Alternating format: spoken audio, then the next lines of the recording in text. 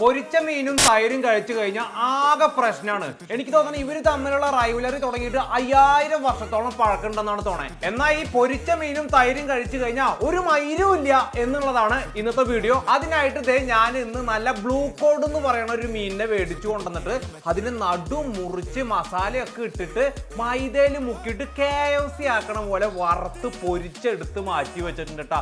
നല്ല ക്രിസ്പി കരിമുര. ഇനി പൊരിഞ്ഞിട്ടില്ല എന്ന് പറയണ്ട. അത് നമ്മൾ നമ്മുടെ കുട്ടികൾക്കും നമ്മുടെ ഫ്രണ്ട്സിനും എല്ലാവർക്കും കൊടുത്തിട്ട് അവർക്ക് എന്തെങ്കിലും സംഭവിക്കുന്നുണ്ടോ എന്ന് നോക്കുന്ന വീഡിയോ ആണ്. പെട്ടെന്ന് തന്നെ വീഡിയോയിലേക്ക് പോവാം. റെഡി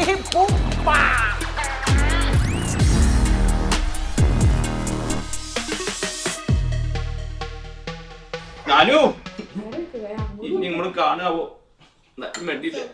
പിള്ളേരോടാ കളി. നിനക്ക് ഒരു പേടിയില്ലെങ്കിൽ റെഡി. ഓക്കെ, അന്ത്യത്താഴം പോലെയാ കൊടുക്കണേ. ഇനി പിങ്ങപ്പന് ഇനി ഈ കൂട്ടത്തിലെ ഏറ്റവും ചെറിയ എണ്ണത്തിന് കൊടുക്കട്ടാ. കുഞ്ഞാപ്രു വായ കൊള്ളോ. ഇപ്പൊ ചട്ടകം തലയിലിരിക്കും. നിങ്ങൾ റെഡിയാണോ?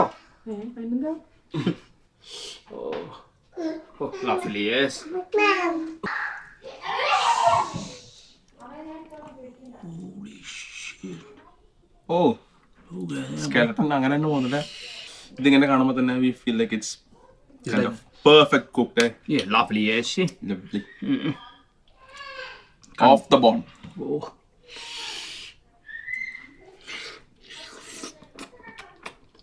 അതെ, ഞാനൊരു കാര്യം പറയാം. ചാവോ? തൈര് കഴിച്ചിട്ട് ചത്തില്ലെങ്കിലും മുള്ളു തൊണ്ടേ കുടുങ്ങി ചാവണ്ട. നീക്കി വെച്ച് സോനുവിന്റെ മുഖത്ത് ഇച്ചിരി തടിയിൽ ഇച്ചിരി മീനൊക്കെ ഇരിക്കുന്നുണ്ട്. സ്റ്റോക്ക് ചെയ്തേക്കണോ? ഓ, ആവശ്യത്തിന്.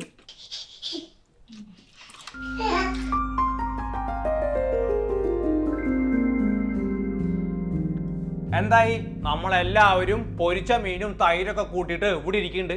അവസാനം നമ്മൾക്ക് നോക്കാം ചാവോ ജീവിക്കോ ഇനി എന്താ ഉണ്ടാവുമെന്ന് അല്ലേ? അല്ലെങ്കിൽ ഞങ്ങൾ ഉദ്ദേശിച്ചത് തൈര് കഴിച്ചാൽ ആള് ചാവുന്നൊന്നല്ലാന്നായിരിക്കും ഇപ്പൊ പറയാൻ വരുന്നുണ്ടാവുക. തൈര് ഉപയോഗിച്ചിട്ട് ഒരു വീഡിയോ ചെയ്യാൻ പറ്റില്ല. തൈരും ഞാൻ സാധാരണ തൈര് നോൺ വെജിന്റെ കൂട്ടത്തിലാണ് ഉപയോഗിക്കാറ്. തൈരും നോൺ വെജും കൂടിയിട്ട് മിക്സ് ചെയ്ത് കഴിഞ്ഞാൽ അപ്പം പറയും, ഓ നോൺ വെജിന്റെ കൂട്ടത്തിൽ വേറെ വെജിറ്റേറിയൻ ഫുഡ് മിക്സ് ചെയ്യാൻ പാടില്ല എന്നാ, പ്രോട്ടീൻ മിക്സ് ചെയ്യാൻ പാടില്ല. തൈര് എന്തുട്ടാ നോൺ വെജ് അല്ലേ? പോർക്ക് ഉണ്ടാക്കാൻ പറ്റില്ല, പശുവിനെ കറി വയ്ക്കാൻ പറ്റില്ല. ചുരുക്കം പറഞ്ഞ് തൈര് കുണി ഒഴിവാക്കി ഒരു മൈരും ഉണ്ടാക്കാൻ പറ്റില്ല. അതാവസ്ഥ.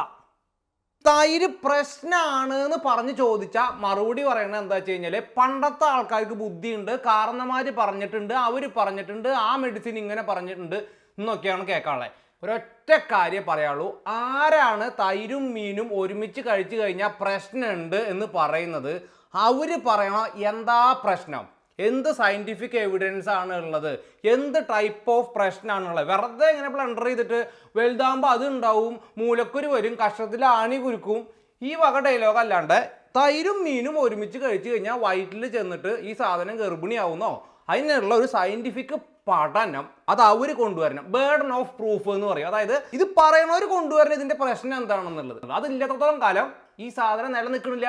പിന്നെ അതിന്റെ ഉത്തരം ഞാൻ എന്തിനാ പറയണേ? കാരണം ഏറ്റവും വലിയ രസം എന്ന് പറഞ്ഞു കഴിഞ്ഞു കഴിഞ്ഞാല് കാരണന്മാര് പഴയ ആൾക്കാർ പഴമയിലേക്ക് ഇങ്ങനെ ഓടാൻ നമുക്ക് എത്രമാത്രം താല്പര്യം എന്ന് പിടികിട്ടുന്നില്ല. പഴയ ആൾക്കാർക്ക് ഭയങ്കര ബുദ്ധിയാ. നമ്മളൊക്കെ ഊമ്പന്മാരും. ഉമ്പടപ്പം പറയും, മറ്റേ പറഞ്ഞ പോലെ എന്താ പൊട്ടനാ നമ്മളൊക്കെ ഊമ്പന്മാരാണ്, ഇവരൊക്കെ ഊമ്പന്മാരാണോ എന്ന് ചോദിക്കും. എന്താ പണ്ടത്തെ ആൾക്കാർക്കും ബുദ്ധിയുണ്ട്, ഉമ്മക്കും ബുദ്ധിയുണ്ട്. എന്താ സംഭവിക്കണേ? അവര് കണ്ടുപിടിച്ചതിന്റെ അവിടെ നമ്മൾ കണ്ടുപിടിക്കണേ. നമുക്ക് അത്രയ്ക്ക് ഇഷ്ടമാണേ പണ്ടത്തെ ആൾക്കാരോടെ. എന്തൊരു സ്നേഹാന്നറിയാ. ഒരു തേക്കലി കൊടുത്തിട്ട് അമ്പും മില്ലും എടുത്തിട്ട് കാട്ടിൽ പോയിട്ട് വേട്ടയാടാൻ പറഞ്ഞു കഴിഞ്ഞു കഴിഞ്ഞാല് മറ്റേ മമ്മൂട്ടി അമരത്തിൽ പറഞ്ഞ പോലെ കണ്ടിടും നമ്മള് ഇല്ല. കുറച്ച് ചെറുതാക്കാം, ചെറിയൊരു സാധനം അല്ലേ? ഒരു ചാണം വഴി വീട്ടിൽ നമ്മൾ താമസിക്കില്ല, ഒരു കാട്ടിൽ പോയിട്ട് നമ്മൾ പോയി താമസിക്കില്ല. നമുക്ക് എല്ലാവിധ ഫെസിലിറ്റീസും വേണം. പക്ഷേ ഈ വക കാര്യങ്ങൾ പറയുന്ന സമയത്ത് നമ്മൾ അപ്പോൾ ഓടും പഴമയിലേക്ക്. എന്നാൽ ഞാൻ പഴയ കാലഘട്ടത്തിൽ ഏതെങ്കിലും ഒരു അമ്പും മില്ലോ കത്തി എങ്ങാനും സ്റ്റാബ് ചെയ്തിട്ട് വല്ല പന്നീനെയും പിടിച്ചിട്ട് വല്ല പച്ചിറച്ചി അല്ലേ, പഴയ ആൾക്കാരൊക്കെ പച്ചിറച്ചി അല്ലേ തിന്നാ, ഈ പച്ചിറച്ചി നിന്ന് കഴിഞ്ഞ് കഴിഞ്ഞാൽ നിന്റെ തന്തനെയും തള്ളനെയും അടക്കം തെറി വിളിക്കും. ഏതെങ്കിലും ഒരു സ്ഥലത്ത് നമ്മൾ സ്ഥിരമായിട്ട് നിൽക്കണം. ഇത് പഴയലേക്ക് പോയാൽ അപ്പം തെറി വിളിക്കും, പുതിയത് ഉണ്ടാക്കാൻ പാടില്ല. ഇങ്ങനെയാണ് നമ്മൾ. ഇതിനൊന്നും യാതൊരു വിധ തരത്തിലുള്ള പഠനങ്ങളും ഇല്ല. ഇനി 1000കണക്കിന് ഇങ്ങനൊരു പ്രശ്നം, ടോക്സിക്കോളജി റിപ്പോർട്ടുകളും കാര്യങ്ങളും, തൈരും മീനും ഒരുമിച്ച് കഴിച്ചാൽ കുഴപ്പമില്ല, ആ പ്രശ്നമില്ല, ഈ പ്രശ്നമില്ല, 1000കണക്കിന് പഠനങ്ങൾ അവൈലബിൾ ആണ്. പക്ഷെ അതിലേക്ക് ഒന്നും ഞാൻ ശ്രദ്ധിക്കണില്ല. ഓക്കെ, പറയാനുള്ളത് ഇത് അവർ കൊണ്ടുവരണം എന്താണുള്ളത്. അതുവരെ എത്രയോ കാലമായി. പ്രിങ്ങൊക്കെ ജനിച്ചിട്ട് 6 മാസം ഫസ്റ്റ് ഭക്ഷണം എടുത്തു തുടങ്ങിയ അന്ന് മുതൽ തൈരും മീനും കഴിക്കണം. പുള്ളിക്കാരുടെ ഏറ്റവും ഫേവറേറ്റ് ഫുഡാണ്. ഞാൻ വർഷങ്ങളായിട്ട് തൈര് കഴിക്കുന്ന ആളാണ്. ഞങ്ങളുടെ വീട്ടിൽ തൈരും മീനും ഇറച്ചിയും ലെമണും ഇത് മാത്രമാണ് മെയിൻ ഭക്ഷണം. ഒരു കുഴപ്പമുണ്ടായിട്ടില്ല. ഇനി വിരുദ്ധാഹാരം എന്ന് പറഞ്ഞിട്ടുള്ള ഒരു സംഗതി ഉണ്ടോ എന്ന് നോക്കാം അല്ലേ. മെയിനായിട്ട് നമ്മൾ കാണുന്ന ഒരു സംഗതിയാണ് ഈ ആൻറ്റിബയോട്ടിക്സ്, പാരസെറ്റമോൾ അങ്ങനെയുള്ള ഗുളികയൊക്കെ എടുക്കുന്ന സമയത്ത് ഈ പാല് കുടിക്കുകയാണെന്ന് വെച്ചെങ്കിൽ ഈ പാലും ഇതായിട്ട് തിരെ ലയിക്കാൻ സാധ്യതയില്ല. ഇത് നമ്മുടെ വയറിൻ്റെ ഉള്ളിലൊക്കെ പോയിട്ട് അതിൻ്റെ മോളിക്യൂൾസ് ഒന്നും മര്യാദയ്ക്ക് ബോഡിയിൽ അബ്സോർബ് ചെയ്യാൻ പറ്റില്ല. അതായത് പാരസെറ്റമോൾ കഴിച്ച് കഴിഞ്ഞാൽ ഒരു പക്ഷേ പാല് കൂട്ടത്തിൽ കഴിച്ച് കഴിഞ്ഞ് കഴിഞ്ഞാൽ നമ്മുടെ ബോഡി അത് എടുക്കില്ല. അതുപോലെ തന്നെ ആൻറ്റിബയോട്ടിക്സ് വയറിൻ്റെ ഉള്ളിൽ ചെന്ന് കഴിഞ്ഞ് കഴിഞ്ഞാലും പ്രശ്നം ഉണ്ടാവും. പക്ഷേ അപ്പോൾ ആ സമയത്ത് ആൻറ്റിബയോട്ടിക്കിന് പ്രയോറിറ്റി ഉള്ളത് കൊണ്ടാണ് നമ്മൾ ആൻറ്റിബയോട്ടിക്സ് എടുക്കണേ. അതൊരു കാര്യമായിട്ട് നമുക്ക് കാണാൻ പറ്റും. ഇനി എന്താണ് ശരിക്കും ഈ തൈരും മീനും കൂടി കഴിക്കുമ്പോൾ സംഭവിക്കുന്നത് നിങ്ങൾ ആലോചിച്ച് നോക്കിയിട്ടുണ്ടോ? ഈ തൈര് പ്രശ്നമുള്ള ആൾക്കാരുണ്ട് ഇല്ലേ? എന്താണ് സംഭവിക്കുന്നത്? മെയിനായിട്ട് നമുക്കറിയാം ലാക്ടോസ് ഇൻടോളറൻസ്, പാലും ഉൽപ്പന്നങ്ങളും ദഹിക്കാത്ത ആളുകളുണ്ട്. ഞാൻ അതിൽ പെട്ടിട്ടുള്ള ഒരാളാണ്. തൈരിന് എന്താണ് സംഭവിക്കണേ? നമ്മൾ ഈ ബാക്ടീരിയനെ കൊണ്ടുപോയിട്ട് ഇതിൻ്റെ ഉള്ളിലുള്ള ലാക്ടോസിനെ മുഴുവൻ തിന്നിട്ട് ലാക്ടോസിനെ ഒഴിവാക്കുകയാണ് ചെയ്യണേ. ഈ തൈര് തന്നെ പ്രോപ്പറായിട്ട് ലാക്ടോസ് അതിൽ തീർന്നിട്ടില്ല വെച്ചെങ്കിൽ, അല്ലെങ്കിൽ കറക്റ്റായിട്ട് തൈര് ആയിട്ടില്ല വെച്ചെങ്കിൽ ആ തൈര് കഴിച്ചാൽ കുഴപ്പമുണ്ടാവും. ആ തൈരിൻ്റെ കൂട്ടത്തിൽ നിങ്ങൾ പൊരിച്ച മീനോ കൂർക്കയോ ചോറോ എന്ത് കഴിച്ചു കഴിഞ്ഞാലും ഈ ലാക്ടോസ് പ്രശ്നമുള്ള ആൾക്കാർ അല്ലെങ്കിൽ മിൽക്ക് ഉൽപ്പന്നങ്ങൾ പ്രശ്നമുള്ള ആൾക്കാർക്ക് പ്രശ്നം ഉണ്ടാവും. ഇനി മീൻ വറുത്തതിന് എന്താ പ്രശ്നം? ശരി തന്നെയല്ലേ? മീൻ അലർജി വളരെ കുറവാണ് കേട്ടോ. സീ ഫുഡ് അലർജി, നമ്മുടെ മാമനൊക്കെ പ്രോൺ കഴിച്ചു കഴിഞ്ഞാൽ പ്രശ്നമുള്ള ആൾക്കാരാണ്. ഇപ്പം മീൻ വറക്കണ ഒരു കേസ് നമ്മൾ എടുത്ത് നോക്കിക്കേ. മീൻ നമ്മളെങ്ങനെയാണ് 2 ദിവസമൊക്കെ പഴയ ഓയിലാണ് നമ്മൾ മീൻ വറക്കുക. എന്നിട്ട് നമ്മുടെ അമ്മമാരൊക്കെ എന്താ ചെയ്യാറ്? ഈ മീൻ വറുത്തിട്ട് പിറ്റേ ദിവസം വീണ്ടും ചൂടാക്കണത് ആ സെയിം ഓയിൽ തന്നെയാണ്. ഈ ഓയിൽ 3-4 തവണയും കുക്ക് ചെയ്യപ്പെട്ടിട്ടുള്ള ഓയിൽ ഉണ്ടാവും, കേടായിട്ടുള്ള മീൻ ഉണ്ടാവും, മൾട്ടിപ്പിൾ ടൈംസ് കുക്ക് ചെയ്യുമ്പോൾ അതിലുള്ള മസാലയൊക്കെ കരിഞ്ഞിട്ടുള്ള പ്രശ്നങ്ങളുണ്ടാവും. ഇതൊക്കെ നമ്മുടെ വയറിന് ലീക്കി ഗട്ട്, ഇൻടോളറൻസ് ഒക്കെ ഉണ്ടാക്കും. അതും നിങ്ങൾ തൈരിൻ്റെ കൂട്ടത്തിൽ കഴിക്കണ്ട. ഈ 2 സാധനം ഒരുമിച്ച് കഴിച്ചു കഴിഞ്ഞ് കഴിഞ്ഞാൽ ഈ തൈരിനെ ബ്ലെയിം ചെയ്യാണ്. അത് നിങ്ങൾ ചോറിൻ്റെ കൂട്ടത്തിൽ കഴിച്ചു കഴിഞ്ഞാൽ ഈ പ്രശ്നം ഉണ്ടാവും. നമ്മളത് ഐഡൻറ്റിഫൈ ചെയ്യണില്ല എന്നുള്ളൂ. ഇതിനൊന്നും ഒരു ശാസ്ത്രവും ഇല്ല. നിങ്ങൾ ഏത് ഭക്ഷണം, നമുക്ക് ഒരു കുഴപ്പമില്ലാത്ത ഭക്ഷണമാണ് ചോറ്. ചോറിൻ്റെ കൂട്ടത്തിൽ ചോറ് ഇത്രമാത്രം പ്രശ്നമുള്ള ഒരു സാധനമാണ് ഈ ചോറ്. ഈ അളവിൽ കൂടുതൽ ചോറ് കഴിച്ചിട്ടുള്ള പ്രശ്നമാണ് ഈ ലോകത്തിലെ ഏറ്റവും വലിയ പ്രശ്നം. നിങ്ങളൊന്ന് ഗൂഗിൾ ചെയ്ത് നോക്കി നോക്കൂ. കാർബ്സ് ഇൻടേക്ക്, അതിനെക്കുറിച്ച് ഇവിടെ ആരും ചർച്ച ചെയ്യുന്നില്ല. ഇനി നമ്മുടെ പയർ വർഗ്ഗങ്ങൾ ഒക്കെ പ്രശ്നമല്ലേ? എത്രയോ ആളുകൾക്ക് വെജിറ്റബിൾ ഇൻടോളറൻസ് ഉണ്ട്, ദഹിക്കില്ല. എനിക്കൊന്നും പയർ, കടല ഇങ്ങനെയുള്ള ഒരു സാധനവും ദഹിക്കില്ല. കുറേ ആൾക്കാർ ഈ രാവിലെ തൊട്ട് വൈകുന്നേരം വരെ ഈ പയറും കടലയും പരിപ്പ് പായസം കുടിച്ച് വളി വിട്ട് കിടക്കുക. എന്നിട്ട് ഗ്യാസാന്ന് പറഞ്ഞിട്ട് ജലുസിലും മേടിച്ചിട്ട് തിന്ന് കിടക്കണേ. ആരെങ്കിലും പറയണ്ട ഈ സാധനം കഴിച്ചാൽ കുഴപ്പമുണ്ടെന്ന്? പറയില്ല. മീനും തൈരും കൂടി കഴിച്ചാൽ അപ്പം പ്രശ്നമായി. അതൊക്കെ പ്രശ്നമുള്ള സാധനം. രാവിലെ തൊട്ട് വൈകുന്നേരം വരെ നിങ്ങൾ ശ്രദ്ധിച്ച് നോക്ക്. നമ്മൾ കഴിക്കുന്ന ഭക്ഷണം വയറ്റിൽ ചെന്ന് കഴിഞ്ഞ് കഴിഞ്ഞാൽ ഏതൊക്കെ സാധനമാണ് പ്രശ്നമുള്ളതെന്ന്. ചിലർ പറയുന്നത് വാട്ടർ മെലനും പാലും ഒരുമിച്ച് കഴിച്ച് കഴിഞ്ഞാൽ പ്രശ്നമാണെന്ന്. ശരിയാണ്, പാലേ പ്രശ്നമാണ്. കാരണം എന്താണ്? ലാക്ടോസ് ഉണ്ട്. വാട്ടർ മെലൻ ഭയങ്കര പ്രശ്നമുള്ള സാധനമാണ്. ഒന്ന് ഗൂഗിൾ ചെയ്ത് നോക്കിക്കേ. വാട്ടർ മെലനിൽ ഹൈ ഷുഗറാണ്, കോംപ്ലക്സ് ഷുഗറാണ്. ബോഡി പ്രോസസ്സ് ചെയ്യില്ല വാട്ടർ മെലനിലുള്ള ഷുഗർ. എനിക്ക് വാട്ടർ മെലൻ ഒരു പീസ് വായിൽ വയ്ക്കാൻ പറ്റില്ല. മാംഗോ കഴിക്കാൻ പറ്റില്ല. ഇതിലെ ഷുഗർ, ഇതിലെ കാർബ്സ് പ്രോസസ്സ് ചെയ്യില്ല ബോഡി. ഇതൊക്കെ പ്രശ്നമുള്ള സാധനം. അപ്പോൾ വാട്ടർ മെലനും ഇതും കൂടി കഴിച്ചു കഴിഞ്ഞാൽ വിരുദ്ധാഹാരം എന്ന് പറയേണ്ട കാര്യമില്ല. വാട്ടർ മെലൻ വെറുതെ കഴിച്ചാൽ പ്രശ്നം, അതിന് പാല് വെറുതെ കഴിച്ചാൽ പ്രശ്നം. അങ്ങനെ ഒരു വ്യക്തിക്ക് ശരീരത്തിൽ ഒരുപാട് കഴിക്കാൻ പറ്റാത്ത സാധനങ്ങളുണ്ട്. ചില ആളുകൾക്ക് ഒരുപാട് ഭക്ഷണങ്ങൾ ദഹിക്കും, അവർക്ക് ഈ പ്രശ്നമൊന്നുമില്ല. അല്ലാത്തവൻ്റെ പ്രശ്നം തൈരും ഇതും കൂടി കഴിച്ചത് കൊണ്ടോ അല്ലെങ്കിൽ പാലും ഇതും കൂടി കഴിച്ചത് കൊണ്ടോ ഉണ്ടാവണതല്ല. നിങ്ങൾ പേടിക്കേണ്ട. നിങ്ങൾ ധൈര്യമായിട്ട് നിങ്ങൾക്ക് തൈര് പ്രശ്നമില്ല വെച്ചെങ്കിൽ തൈര് കഴിച്ചോ. ഇത് നമ്മുടെ വയറിൻ്റെ ഉള്ളിൽ ചെന്നിട്ട് 12ാം ക്ലാസ്സിൽ കെമിസ്ട്രി പരീക്ഷയ്ക്ക് ചെന്നിരിക്കുമ്പോൾ ലാബിൽ ഇങ്ങനെ മറ്റേ സൾഫറോഡ് മറ്റേ സുനാപ്പിക്കേഷനും പച്ച കളർ ഗോൾഡൻ സ്പാങ്കിൾസ് ഒന്നും തെളിയില്ല. നിങ്ങൾ പേടിക്കേണ്ട. വയറിൻ്റെ ഉള്ളിലേക്ക് ചെന്നാൽ പ്രോട്ടീൻ്റെ വഴിക്ക് അല്ലേ എന്താണ് അമൈനോ ആസിഡ്സ്, ഫാറ്റി ആസിഡ്സ്, അതുപോലെ തന്നെ മറ്റുള്ള സാധനങ്ങൾ തന്നെ ബോഡിക്ക് എങ്ങനെയാണോ വേണ്ടത്. ചിലത് വാട്ടർ സൊല്യൂബിൾ ആണ്, ചിലത് ഫാറ്റ് സൊല്യൂബിൾ ആണ്. അതിനനുസരിച്ചിട്ട് ബോഡി ഇങ്ങനെ വലിച്ചെടുക്കുക. അല്ലാണ്ട് ഇവിടുന്ന് തൈര് പോയി മീൻ പോയി അവൻ അവിടെ ഒരാളിങ്ങനെ നിന്നിട്ട് ടെസ്റ്റ് ട്യൂബിലിട്ടിട്ട് ഇങ്ങനെ അടിച്ചിട്ട് വയറിന് പ്രശ്നം ഉണ്ടാക്കുക അല്ല ചെയ്യണം. അങ്ങനെ ആലോചിക്കും. ഭക്ഷണം അങ്ങനെയല്ല പ്രവർത്തിക്കണം നമ്മുടെ ശരീരത്തിൽ. മനസ്സിലായില്ലേ? രാവിലെ അവിടെ ലാബൊന്നുമില്ല. ഇതുപോലെ തന്നെയുള്ള ഊമ്പിന്ന് ഗോൾഡ് ഒന്ന് കട്ടിത്തിട്ട് രണ്ടാമത് സ്റ്റാർട്ട് ചെയ്യൂ പ്ലീസ്. ഞാൻ എന്താണെന്ന് വെച്ചെങ്കിൽ നല്ല ഫോമുലായി ഇതേപോലെ തന്നെയുള്ള ഒരു സാധനമാണ്. എന്താണ് നമ്മുടെ ഈ മൂലക്കുരു ഉണ്ടായി കഴിഞ്ഞ് കഴിഞ്ഞാൽ കോഴി കഴിക്കാൻ പാടില്ല, കോഴിമുട്ട കഴിക്കാൻ പാടില്ല, ചൂടാണത്രേ. അതുപോലെ തന്നെ താറാവ് മുട്ട കഴിക്കാം, താറാവും കഴിക്കാം, ചൂടില്ല, കുറവാന്ന്. എന്താ ഇപ്പൊ കോഴിയുടെ ചൂടെന്ന് അറിയോ? കടയിൽ പോയിട്ട് കോഴി മേടിച്ചു കൊണ്ടുവന്നിട്ട് ഒരു പാത്രത്തിൽ വെച്ചിട്ട് കോഴിയുടെ മുഖത്ത് നോക്കിയിട്ട് പറഞ്ഞാൽ മതി കോഴി റോസ്റ്റ് ആയിക്കോളൂ എന്ന് പറഞ്ഞു കഴിഞ്ഞാൽ കോഴി ഇരുന്നിട്ട് റോസ്റ്റ് ആവും. അത്രയ്ക്കധികം ചൂടാ കോഴിക്ക് ഇല്ല. താറാമുട്ട മേടിച്ചു കൊണ്ടുവന്ന് കഴിഞ്ഞാലേ നമ്മൾ മറ്റേ വടിയുടെ മുകളിൽ കുത്തിയിട്ട് ഐസ് ഫ്രൂട്ട് തിന്നണ പോലെ തിന്നണേ, തണുപ്പ് കാരണം അല്ലേ. താറാവ് വെള്ളത്തിലാണ് പോണേ, അത് കാരണം തണുപ്പ്. കോഴി ഭയങ്കര ചൂട്ടത്ത് നടക്കുന്ന ജീവിയായ കാരണം അതായിരിക്കും. എന്താണെന്നൊരു പിടിയും കിട്ടുന്നില്ല. ആദ്യം മനസ്സിലാക്കേണ്ടത് എങ്ങനെയാണ് ഈ ചൂട്. പ്രോട്ടീൻ റിച്ച് ആയിട്ടുള്ള ഭക്ഷണം കഴിച്ചു കഴിഞ്ഞ് കഴിഞ്ഞാലേ ചൂടുണ്ടാവും. ചിക്കനിൽ പ്രോട്ടീൻ ഇല്ലേ? ഉണ്ട്. ഇറച്ചിയിൽ പ്രോട്ടീൻ ഇല്ലേ? ചൂട് തന്നെയാണ്.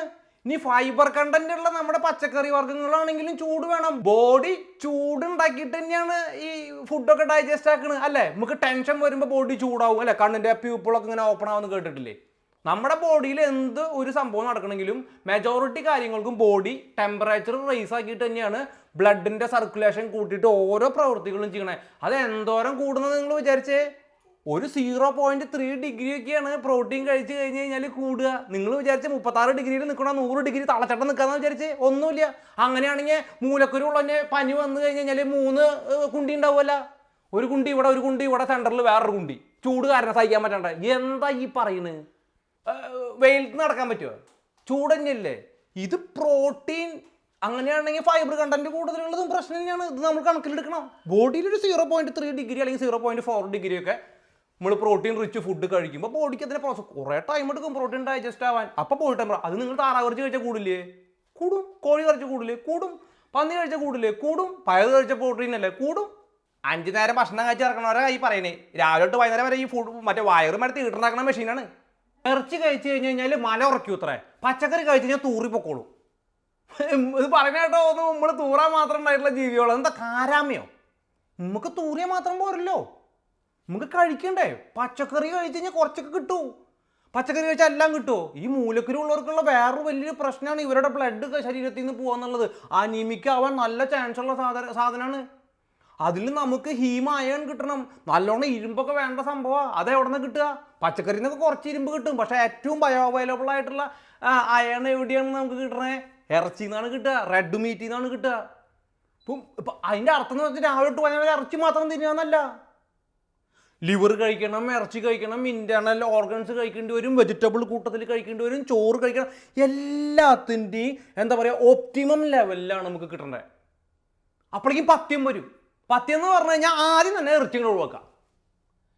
ഇറച്ചി ഒരു എന്തോ അയിത്തം കൽപ്പിച്ച പോലെയാണ് ഇറച്ചിയായിട്ട് നിൽക്കുന്നത്. നമുക്ക് എല്ലാം വേണം. നിങ്ങൾ മൂലക്കുരു ഉണ്ടെങ്കിൽ കോഴി എന്നുള്ള കേട്ടോ, ഒരു കുഴപ്പമില്ല. എന്താ പ്രശ്നം? നിങ്ങൾ നന്നായിട്ട് ഭക്ഷണം കഴിക്കുക. എന്നിട്ട് നിങ്ങൾ ഫൈബർ റിച്ച് ഫുഡ് കഴിക്കുക. ഫൈബർ കൂടിയാലും പ്രശ്നമാണ്. ഈ സാധനം കൂടി ലംബായിട്ട് വീണ്ടും അപ്പി പോവില്ല, അതും പ്രശ്നമാണ്. എല്ലാം നമുക്ക് മോഡറേറ്റ് ആയിട്ടാണ് വേണ്ടത്. ഇതേപോലെ തന്നെ ഞാൻ പണ്ടേ പറഞ്ഞിട്ടുള്ള വേറൊരു സാധനമാണ്, ഒന്നുകൂടി പറയാം. പന്നിയിറച്ചി. പന്നിയിറച്ചിയിലാകെ പ്രശ്നം. ശാസ്ത്രത്തിന് കണ്ടുപിടിക്കാൻ പറ്റാത്ത സാധനം ഉണ്ടെന്നാണ് പറയണത് പന്നീരുള്ളിൽ. ഞാൻ അതിലും പറയണമെന്ന് വെച്ചാൽ എന്താ സാധനം എന്ന് പറയൂ. ലോകത്തിലെ ഏറ്റവും കൂടുതൽ ആൾ കഴിക്കുന്നതാണ്. പന്നി തീട്ട തിന്നണേന്ന് പറഞ്ഞു. ഇതിന് മാത്രം തീട്ട എവിടെയാണ് കിട്ടുന്നത്? 5 നേരം പന്നിക്ക് ഇങ്ങനെ പന്നി വളർത്തുന്നവന്മാർ രാവിലെ തൊട്ട് വൈകുന്നേരം വരെ കൊട്ടക്കണക്കിന് കൊണ്ടുവന്നിട്ട് തീട്ട തള്ളണം ഇങ്ങനെ. പണ്ട് നമ്മൾ പറമ്പിൽ തൂറുന്ന സമയത്തൊക്കെ 2-3 കണ്ടി കഷ്ണം കിട്ടിയെങ്കിലേ ഇത് റോഡിൽ മുഴുവൻ തീട്ട കിടക്കുന്ന ഒരു തീട്ടമില്ല കൊടുക്കാൻ. പന്നി പിന്നെ പോണ വഴിക്ക് തീട്ട കണ്ടു കഴിഞ്ഞാൽ തീട്ടാണെന്ന് പറഞ്ഞിട്ടൊന്നും പന്നി മാറിയിക്കൊന്നുമില്ല. പന്നി കണ്ടാൽ തിന്നും. കോഴി എന്താ തിന്നണ്ടേ? ഹായ്, കോഴി ഒരു കൊത്തില് കോഴി കൊത്തണ എല്ലാ കൊത്തിലും തീട്ടുണ്ട്. നിങ്ങൾ കോഴി കടയിൽ നിൽക്കണ കോഴി എവിടെ തൂറിന്? കോഴി മറ്റേ നേപ്പിയെ കെട്ടിട്ട് നടക്കണേ? അതോ കോഴി കക്കൂസല് പോയിട്ട് തൂറിയിട്ടാ വരുന്നേ? അല്ല, ഈ കോഴിയുടെ ഈച്ച് ബൈറ്റ്സ് തീട്ടതിനാണ്. അതും കോഴിക്കാട്ടം. ഇനി ഇതിൽ പ്രോസസ് ചെയ്ത് പറഞ്ഞ ഫുഡ് നമ്മുടെ പറമ്പിലൊക്കെ നടക്കുന്ന കോഴി എന്താ ചെയ്യുന്നത്? പന്നി പോണ പോലെ മാറിയിട്ട് തീട്ടാണല്ലോ ഞാൻ കഴിക്കില്ല എന്ന് പറഞ്ഞിട്ടാണ് പന്നി ഇത് കോഴി പോണത്. അവിടെ എന്തൊക്കെ ഉണ്ടാവും? ഇതിലൊക്കെ ഉണ്ട് ഈ സാധനം. അത്യാവശ്യം തീട്ടൊക്കെ നമ്മുടെ വായൽ അവിടെ നിന്ന് ഇവിടുന്ന് ഒക്കെ ചെല്ലുണ്ട്. നമ്മുടെ ബോഡിക്ക് അതൊക്കെ പ്രോസസ്സ് ചെയ്യുക. അത് വിചാരിച്ചിട്ട് നിങ്ങൾ ആരും ഇത് വാരി തിന്നണമെന്ന് ഞാൻ പറയണില്ല. പന്നി പശു ആണെങ്കിലും ഏത് ജീവിയാണെങ്കിലും അവർ നടക്കുന്ന വഴിക്ക് അവിടെ കിട്ടിയ സാധനമൊക്കെ തിന്നുന്നുണ്ട്. അല്ലാണ്ട് ഞാൻ പണ്ടേ പറഞ്ഞിട്ടുണ്ട്, തീട്ടം നിന്ന് കഴിഞ്ഞ് കഴിഞ്ഞാൽ ആ ജീവിയുടെ ശരീരത്തിൽ മുഴുവൻ രക്തത്തിൽ കൂടെ ഓടുന്നത് തീട്ടല്ല. അത് അവരുടെ ബോഡി പ്രോസസ്സ് ചെയ്തിട്ട് അതിലെ പ്രോട്ടീനും അതിലെ ഫാറ്റൊക്കെ എടുത്തിട്ട് തന്നെയാണ് ഓരോ ജീവിയുടെയും ബോഡി ഉണ്ടായി മാറണേ. ഓക്കെ, അപ്പോൾ ഇതെല്ലാം പ്യുവർ സ്യൂഡോ സയൻസ് ആണ്. ഇതിൽ യാതൊരു അകക്കാമ്പുമില്ല. അൺലെസ് അവര് ഒരു ശാസ്ത്രീയമായിട്ടുള്ള തെളിവ് കൊണ്ടുവരാതെ, അല്ലെങ്കിൽ ശാസ്ത്രം പറയാണ് യെസ് ഇന്ന സാധനം ഇന്നതിൻ്റെ കൂട്ടത്തിൽ പന്നി ഇറച്ചി കഴിച്ചു കഴിഞ്ഞാൽ ഇന്ന പ്രശ്നമുണ്ട്, കോഴി ഇറച്ചി കഴിച്ചാൽ ഇന്ന പ്രശ്നമുണ്ട്, അതും കോഴി ഇറച്ചിയും തൈരും കഴിച്ചു കഴിഞ്ഞാൽ ഇങ്ങനെ ഒരു പ്രശ്നമുണ്ടെന്ന്. If there is no empirical evidence, വസ്തുനിഷ്ഠമായ തെളിവുകൾ ഇല്ലെങ്കിൽ ആ തെളിവുകൾ ഉണ്ടാക്കുന്നത് വരെ അല്ലെങ്കിൽ ഉണ്ടാവുന്നത് വരെ നമുക്ക് വെയിറ്റ് ചെയ്തേ മതിയാകൂ. അപ്പോൾ നിങ്ങൾ ധൈര്യമായിട്ട് ഇതെല്ലാം കഴിച്ചോ. ഇവിടെ പോൾവിൻ ഇരിപ്പുണ്ട്, കുട്ടിയോൾ ഇരിപ്പുണ്ട്, എല്ലാവരും ഇരിക്കുന്നുണ്ട്. അവർക്ക് ആർക്കും ഒരു പ്രശ്നം ഉണ്ടായിട്ടില്ല. അയ്യോ പനിയുള്ളപ്പോൾ എന്താണെങ്കിലും ഇപ്പം പറഞ്ഞാൽ ഞാൻ അതും കൂടെ ഒന്ന് പറയാം. ഈ പനി വരുന്ന സമയത്ത് പാല് കുടിക്കാൻ പാടില്ല, പനി വരുന്ന സമയത്ത് തൈര്. ഈ പനി അപ്പോൾ ഈ 3 വയസ്സ് വരെയുള്ള കുട്ടികൾ പാല് കുടിക്കുന്നവരാണല്ലോ. അപ്പോൾ അവർക്ക് 3 വയസ്സ് വരെ പനി വന്നാൽ അവർ എന്ത് കുടിച്ചിട്ട് ജീവിക്കുക? അത് സ്പെസിഫിക് ആയിട്ട് ഏതെങ്കിലും പാലുണ്ടോ? പശുവും പാലോ അല്ലെങ്കിൽ ആട്ടും പാലോ അങ്ങനെ എന്തെങ്കിലും ഉണ്ടോ? കഥയിൽ ചോദ്യമില്ല. നമ്മുടെ കുട്ടികളെ അമ്മയുടെ മുലപ്പാൽ തന്നെയല്ലേ കുടിക്കുന്നത്. ഓൾമോസ്റ്റ് സിമിലർ കോമ്പോസിഷൻ ആണല്ലോ. അവരെന്ത് കുടിച്ചിട്ടാണ് ഈ നടക്കുന്നത്? തൈര് ഉണ്ടാക്കി കഴിക്കണ്ടാവില്ല, അത് അവരുടെ വയറ്റിൽ ചെന്നാൽ ഏതാണ്ട് തൈര് പോലെ ആവണം ഈ സാധനം അല്ലേ. തൈര് തണുപ്പാണ്, പാല് തണുപ്പാണ്. ഇതെങ്ങനെയാ? തൈരും വെള്ളവും കുറച്ച് എണ്ണയും എല്ലാം കൂടി നമ്മൾ ഒരു റൂം ടെമ്പറേച്ചറിൽ വെക്കുക. തൈരിന് എന്താ സ്പെഷ്യൽ തണുപ്പ് കൂടുതലുണ്ടാ? തണുപ്പോടെ വെച്ച് വയ്ക്കുക, എല്ലാത്തിനും ഒരേ ടെമ്പറേച്ചർ ആയിരിക്കും. ഇന്നത്തെ തൈരിൻ്റെ ഫ്രിഡ്ജാ തണുപ്പ് കൂടുതൽ ഉണ്ടാവാനായിട്ട്?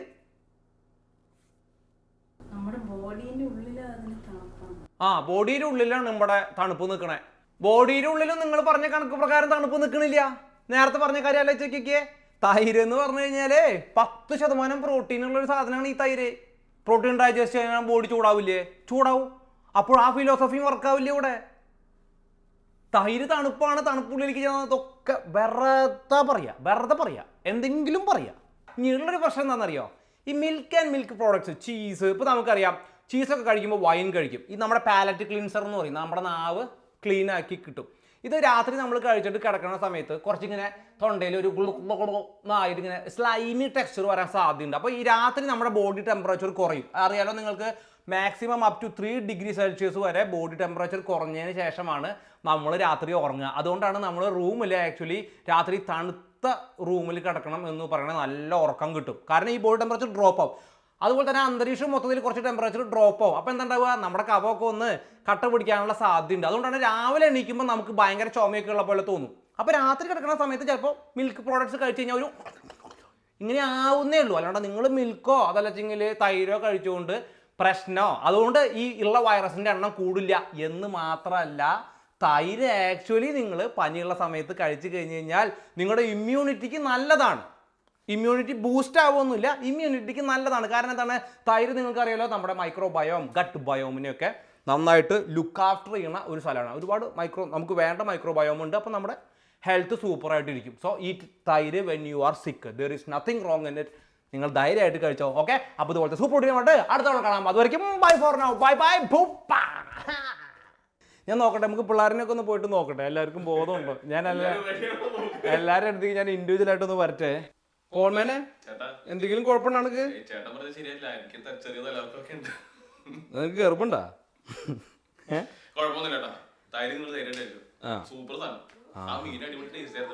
അടിപൊളി മീനായിരുന്നല്ലേ? എവിടെ ഇരിക്കുന്നത്? അടിച്ച് സെറ്റാക്കിയിട്ടുണ്ട്. ഇതിലൊന്നും ബാക്കിയില്ല കുഞ്ഞെ. ചേട്ടന് വേണ്ടി ഞങ്ങൾ ചെറിയൊരു വട്ടം ഇതാണോ? എന്താ പറയാനുള്ളത്? കുഴപ്പമില്ല, ചെക്കൻ എന്താ കുഴപ്പമുണ്ട് കേട്ടാ. പിള്ളേരെന്നെ പോയി നോക്കട്ടെ.